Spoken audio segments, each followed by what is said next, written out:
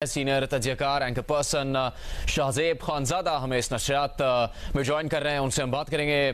शाहजेब साहब, बहुत शुक्रिया आपके वक्त का। नवाज शरीफ पाकिस्तान पहुंच चुके हैं, लेकिन पहली दफा नहीं हुआ कि वो इतना अरसा बाहर रहने के बाद पाकिस्तान वापस आए हों। ये जरूर मुख्तलिफ है कि मुल्क के हालात वैसे नहीं है, बहुत कुछ बदल चुका है पिछले 4 बरस में, खास तौर पर पिछले 2 बरस में। जिस तरह से पाकिस्तान में महंगाई बढ़ी है और अवाम की मुश्किलात में इजाफा हुआ है, क्या नवाज शरीफ इस सियासी सूरत हाल का मुकाबला कर सकेंगे आज वतन वापसी और फिर अपने जलसे से खिताब के जरिए से?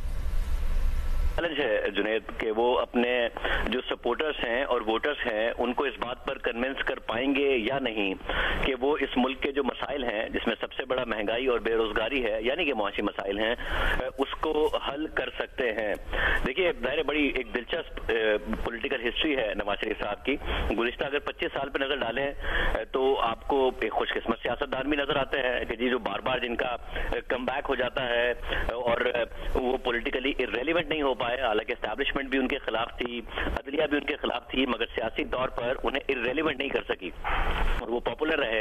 मगर दूसरी तरफ एक अनलकी सियासतदान के तौर पर भी नजर आते हैं कि 25 साल में एक ही इलेक्शन लड़ पाए हैं नवाज शरीफ साहब। 2008 में नहीं लड़े, 2013 में लड़े तो वजीर आजम बने, फिर 2018 का इलेक्शन नहीं लड़ सके, 2002 का नहीं लड़ा, जिला वतन थे, और शायद वो 2024 का इलेक्शन भी नहीं लड़ सकेंगे क्योंकि उनकी जजमेंट तो शायद सस्पेंड हो जाएगी, मगर साथ में वो अपील का फैसला भी आ जाए और वो बरी हो जाए, ये इतना जल्दी हो, ये बड़ा मुश्किल नजर आता है। तो एक तरफ एक खुशकिस्मत सियासतदान के तौर पर नजर आते हैं, तो दूसरी तरफ एक नजर आता है कि बड़े अनलकी सियासतदान भी रहे कि मकबूलियत के बावजूद गुज़िश्ता 25 बरस में एक ही इलेक्शन उन्होंने लड़ा है। इस दफा जब आ रहे हैं जुनैद तो कुछ फर्क है। जाहिर है 1993 में उनकी जब हुकूमत गई तो 1997 में 2/3 अक्सरियत के साथ वो वापस आए, बहुत मकबूलियत के साथ वापस आए। 2008 में मोहतरमा बेनजीर भुट्टो साहिबा की शहादत हो गई थी, तो 2008 के इलेक्शन में कोई दूसरा नहीं था, सबसे मकबूल लीडर थे।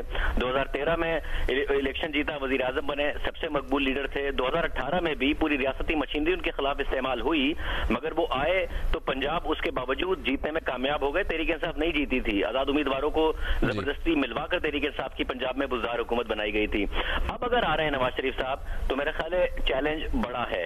इस वक्त चैलेंज ये है कि इमरान खान साहब मकबूल हैं, हालांकि रियासती मशीनरी उनके खिलाफ इस्तेमाल हो रही है, और नवाज शरीफ साहब को यह साबित करना है कि जो 16 महीने की हुकूमत है उसके बाद वो अपनी मकबूलियत को रिवाइव कर पाते हैं या नहीं कर पाते हैं। क्योंकि जो 16 महीने की हुकूमत थी वो भी बहुत ज्यादा वादे करके आई थी और वो बहुत ज्यादा महंगाई छोड़ के गई है और उस महंगाई को अवाम भुगत रहे हैं, बेरोजगारी है, और अवाम की जो मेमोरी है जाहिर है वो 16 माह की हुकूमत की है, ना कि इमरान खान की जो 3.5 साल की हुकूमत थी उसकी है। अवाम की मेमोरी में यही है कि जी आप 16 माह में इकोनॉमी को रिवाइव नहीं कर सके। मोटी मोटी बातें अपनी जगह होंगी कि जी आप IMF का प्रोग्राम हो गया, ये सब हो गया, मगर आप वादे जो करके आए थे वो नहीं पूरे किए। तो इस दफा एक नए चैलेंज के साथ आ रहे हैं। पहले नवाज शरीफ आते थे तो चैलेंज करके आते थे, 2018 में भी एक चैलेंज करके आए थे इस्टेब्लिशमेंट को।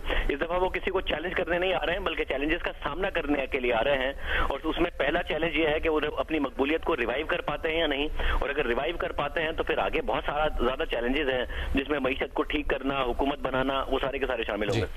शाहजेब खानजादा साहब से हमारी गुफ्तगू जारी रहेगी।